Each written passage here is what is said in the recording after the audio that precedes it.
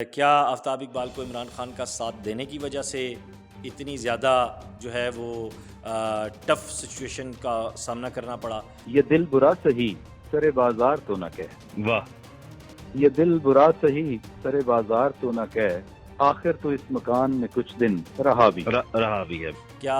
عمران خان کا محبی ہونے کی وجہ سے انہیں اب نون لیگ کی جانب سے یا نون لیگ کے جو آرٹسٹ ہیں، جو ان کے فالورز ہیں، ان کی جانب سے طعن و تشنیع کا اور طنز کا سامنا کرنا پڑ رہا ہے؟ کیا آفتاب اقبال نے واقعی آرٹسٹوں کے ساتھ اتنا برا کیا ہے کہ سہیل احمد صاحب بول پڑے؟ اور کیا سہیل احمد صاحب واقعی اپنے کردار میں، اپنے قد بت میں اتنے چھوٹے آدمی ہیں کہ انہیں اس سطح پہ آ کے ان لفظیات کے ساتھ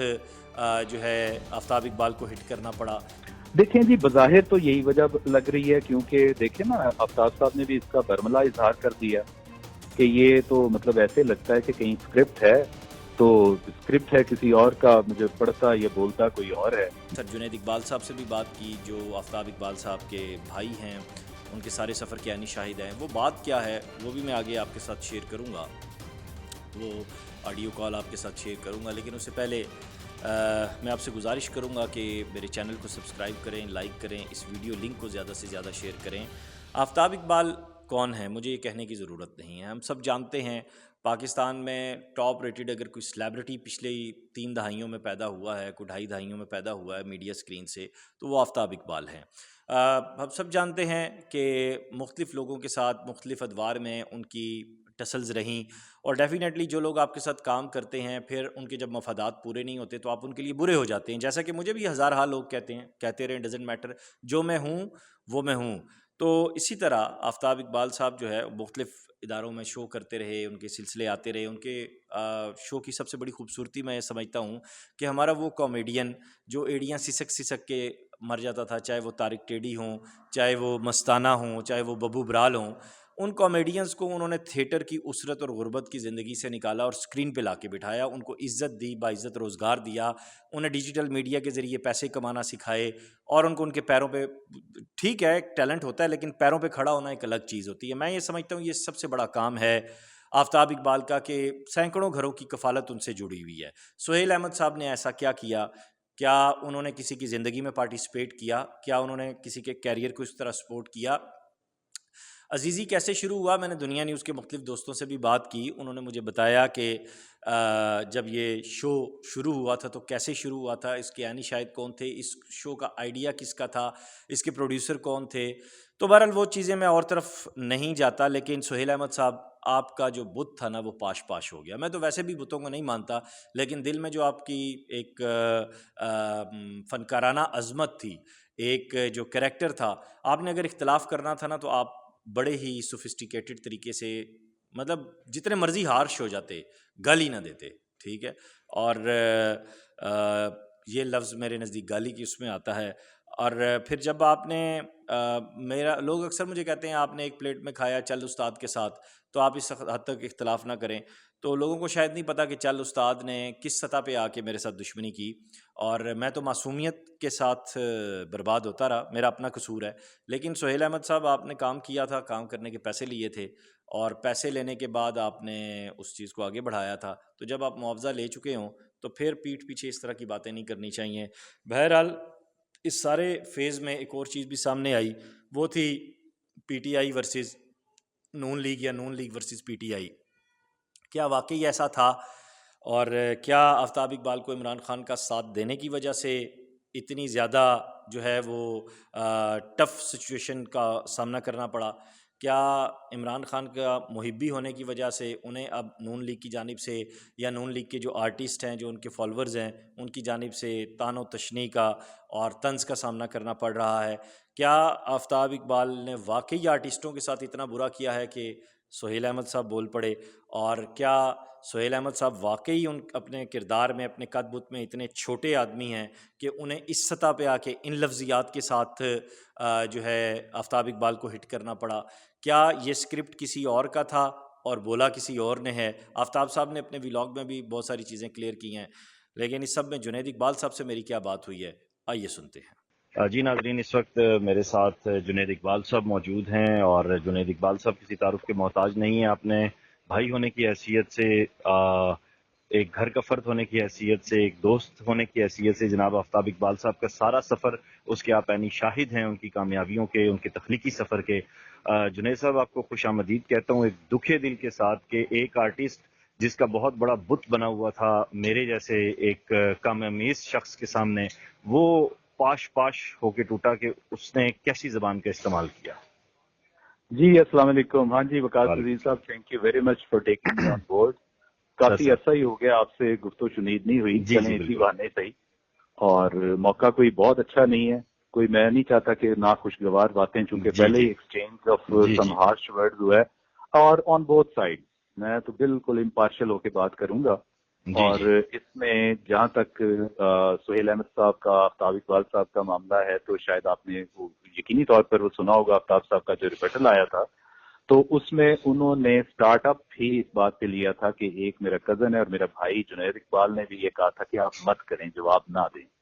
تو بنتا نہیں ہے سچ، وہ آپ کے سینئر ہیں، بڑے ہیں آپ سے، تو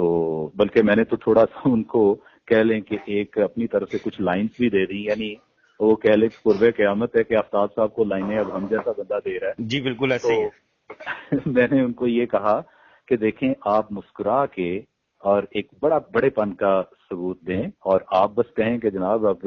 سہیل احمد صاحب کو مطلب اس طرح کر کے پتہ نہیں کیا چیزیں ناگوار گزری ہیں، انہوں نے یہ کہا ہے تو میں کو بہت ضروری نہیں سمجھتا ہوں، ٹھیک ہے یہ ان کا اپنا ظرف ہے، واٹ ایور جو بھی ہے۔ ہاں جو آپ کے ساتھ ماضی میں ان کے تعلقات رہے ہیں اور جس طریقے سے یہ سلسلے چلتے رہے، پروان چڑھتے رہے، اس حوالے سے ظفر اقبال صاحب کا ایک شعر پڑھ دیجئے گا،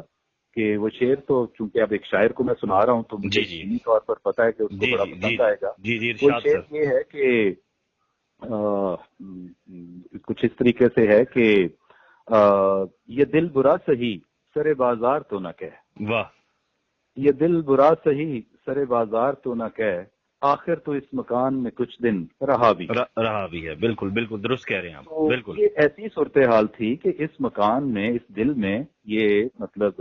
بڑا کچھ دیر نہیں بلکہ بڑا عرصہ رہا ہے، تو ایسے کر کے کہہ دینا اور وہ باتیں جناب پتہ نہیں عزیزی کا کریکٹر تک انہوں نے لکھ کے دیا، اسٹیبلش بھی کیا سر، اس طرح کی تو بے شمار چیزیں ہیں وقاص عزیز، بے تحاشا چیزیں، ہم کیوں ایسے وہ سارا اس کا لوگ جانتے ہیں لوگ۔ اور پھر دوسری بات یہ ہے کہ میں یہاں پہ ایک چیز اور ایڈ اپ کروں گا کہ جو میں نے تھریڈز دیکھے، جو مختلف جگہوں پہ میں نے کمنٹس پڑھے دیکھے، اس میں ایک چیز بڑی واضح ہو گئی ہے، وہ یہ ہے کہ ہمارا پورا معاشرہ، میں نے بہت ساری جگہوں پہ اس کا ذکر بھی کیا ہے کہ ہم بٹ گئے ہیں، ایک مطلب کلیئر ڈیوائیڈ ہے، اور ہمیں آپس میں مطلب جو کہتے ہیں نا کہ بالکل ڈیفرینشیٹ اور دو دھڑوں میں تقسیم کرنے والی چیز ہے، وہ ہے پالیٹکس۔ میں اسی طرف ہی آ رہا تھا، اور میرا اگلا سوال بھی یہی تھا کہ کہیں سے میرے پاس بھی یہ لیڈ ہے، چیزیں دیکھی ہیں بطور صحافی، میں نے اسٹڈی کیا ہے، تو چونکہ آفتاب صاحب کا بڑا کلیئر نیریٹو ہے پی ٹی آئی کے حوالے سے، اور وہ بالکل اوپن اینڈ رکھتے ہیں، اور اسی طرح سہیل صاحب کا جو ہے وہ نون لیگ کی طرف جو جھکاؤ ہے، اور وہ سب چیزیں سامنے ہیں، کہیں یہ وجہ تو نہیں بنی؟ دیکھیں جی، بظاہر تو یہی وجہ لگ رہی ہے، کیونکہ دیکھیں نا آفتاب صاحب نے بھی اس کا برملا اظہار کر دیا کہ یہ تو مطلب ایسے لگتا ہے کہ کہیں اسکرپٹ ہے، تو اسکرپٹ ہے کسی اور کا، مجھے پڑھتا یا بولتا کوئی اور ہے۔ بالکل۔ تو یہ اس طرح کی واضح مطلب وہ چیزیں نظر ہیں، کیونکہ سہیل احمد کے اندر سے جو ایک غبار یا ایک وہ قدورتیں سی نظر آئی ہیں نا، وہ ایسے نہیں ہے، وہ تو کوئی بہت جیسے پرسنل ہو کے، یا پھر کسی نے کہا ہو کہ بھائی یہ ایسے کر کے بولو، کیونکہ پریویسلی کبھی بھی ٹھیک ہے کوئی نوک جوک اس طرح کی ہوتی رہتی ہے ہر ایک کے ساتھ، لیکن اتنا پرسنل ہو کے اور اتنا مطلب غم و غصے کا اظہار کرتے ہوئے آپ ان کے ذرا فیشل ایکسپریشن تو دیکھیں کہ وہ تو ایسے جیسے پتہ نہیں کوئی دم پہ پیر آیا ہو اور بندہ ایک دم سے وہ اس کا بلبلا اٹھا ہو، تو اس طرح کی صورتحال تھی۔ لیکن بہرحال آفتاب صاحب نے پھر اس کا جواب دیا، ہمارے منع کرنے کے باوجود انہوں نے کہا کہ نہیں یہ تو جواب بنتا ہے بھائی، یہ تو یقینی طور پر ضروری ہے۔ دوسری بات میں جو ذکر کر رہا تھا